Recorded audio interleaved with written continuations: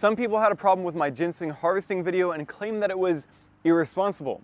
So let's clear a few things up. First off, you may be surprised to hear that ginseng is technically not federally protected. Instead, it is regulated under a program called CITES, which stands for the Convention on International Trade in Endangered Species of Wild Fauna and Flora, which concerns itself with the export and trade of products to foreign markets. Because of this, the harvest of ginseng roots for the purpose of selling internationally is regulated. It requires a permit, there's a bunch of oversight for it, and so on. But this is all related to gathering the roots for sale, which, as you know, is not what I showed in my video. Now, does this mean that harvesting the above ground parts is illegal? Well, it depends. I'll talk about that in a second. First, I do want to recognize that there are people who harvest ginseng for sale who do care about it, and they take steps to do so sustainably.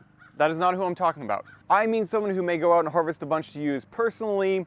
They may find some and think that they're going to get rich, and they just don't know about the regulations, and they take a bunch of them.